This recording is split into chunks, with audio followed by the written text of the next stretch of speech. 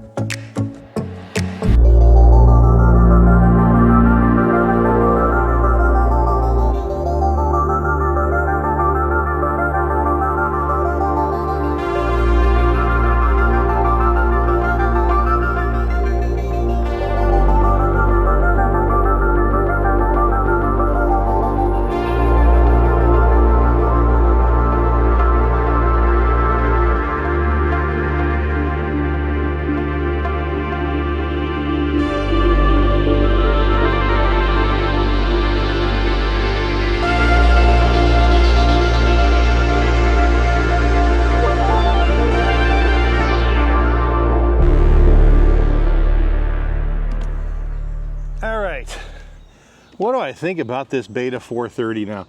I've had it for about 6 months, and you know what? I have to say, it's a blast. I was very shocked. For the 3 year plus that I've been riding now, 3.5 years, and the first basically 3 years, I kind of gave everybody a hard time about riding the small bikes versus riding the big bikes on the trails.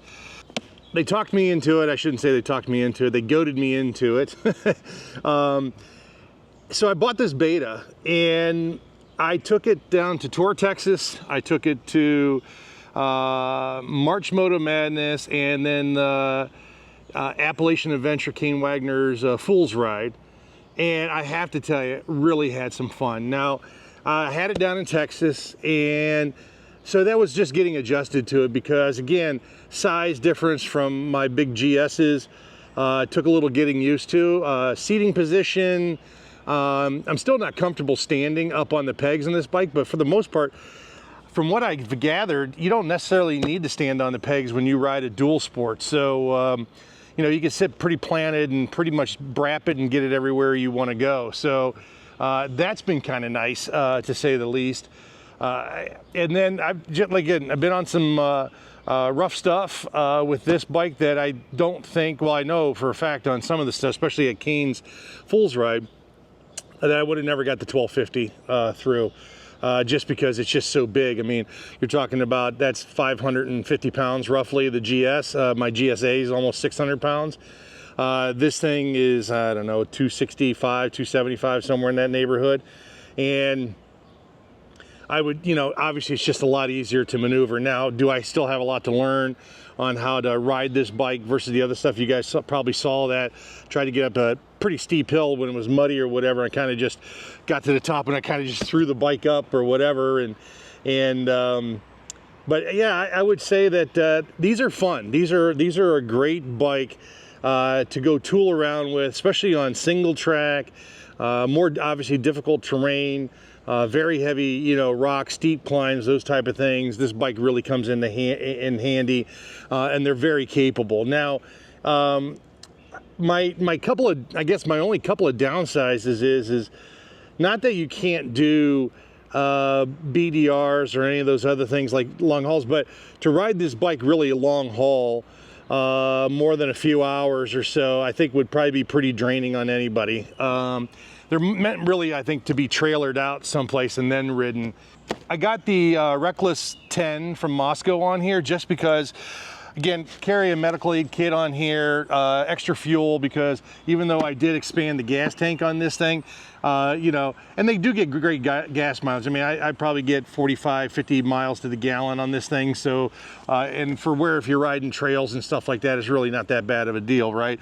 But, you know, and then also just another little pouch here to carry any accidentals, incidentals, snacks, food, whatever you want. And you can put that all in there. Now, normally I don't ride with anything more than this on this bike. And I got a little, you know, pouch here. I got my tools up in the front. You guys can see this up here. And that's pretty much all you need when you're out riding around. I carry a tube, all that good stuff. So yeah, it's pretty basic, you know, pack out on these, because usually, like I said, it's a day ride when you're riding with folks on these type of bikes. But again, the fun factor, I have to give it to everybody. You know, everybody said that I would have fun on this thing, and I have had fun on it. It's a blast, and it does make you work your skill sets a little bit differently, and they're transferable to the big bike, is what I found.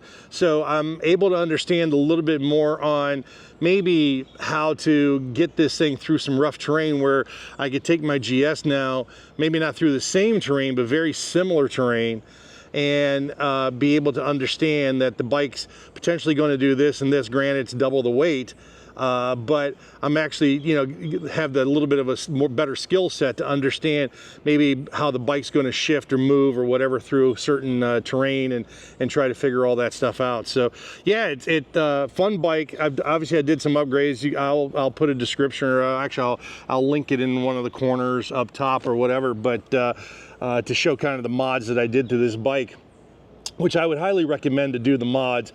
Again, seat concept, hammerhead, you know, different foot pegs, bigger gas tank, you know, just some different stuff, radiator protection, new spring, especially for my big butt. But really, it's been a fantastic bike. It's just fun, you know, you're just having fun on these smaller bikes, because you're not having to work. I definitely am not as tired as riding the big bikes, because there are a lot to maneuver out in the wild. What do I have to say after 6 months? There's really been nothing. They did a couple of things, I will say. They obviously, I've had the chain adjusted, I've had the spring, you know, the compression and that, you know, redone, just because after a couple of events. It did have a air compression issue. That's all obviously was warranty, so that was all taken care of. But other than that, really, there's been nothing wrong with this bike. It's been, like I said, been fantastic, and just, you know, taking care of it and maintenance. But yeah, pleasantly surprised. This will probably be in my garage for a little while, just because at the end of the day, I've got the two big bikes, I've got this bike. So if I trailer someplace, I usually take my GS and this bike. This way, I either have a backup for the GS if something happens, or this is more fun, right? Like at the Fool's Ride, where I rode this for a couple of days because it was so sloppy wet, and some of the terrain we were riding in was pretty rough. So yeah, so again, folks, if you haven't had a chance to do the dual sport thing, I would tell you maybe to think about it, especially at my age. I'm 57 now, and you know, as you get older and stuff like that, it gets rough fighting those big bikes, and it's kind of nice once in a while to hop on something like this, go around, putz around. You can get through a lot of different stuff, get to a lot of places that you can't do on the big bike, and just having some fun. So again, thanks for watching. Really appreciate you guys stopping by. Hit that like, subscribe, notification button. Greatly appreciate it. Always helps the channel out, trying to grow more subscribers.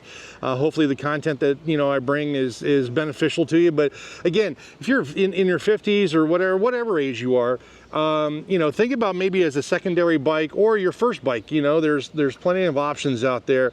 And but you know, if you're looking to do any long hauls, probably wouldn't recommend something like this. But if you're going to trailer somewhere, be able to take this bike and be close enough to ride out someplace, you're going to have a lot of fun on these bikes. And so far I've had a blast. So all right, gang, we'll see you guys later, and we'll talk to you soon. Bye-bye.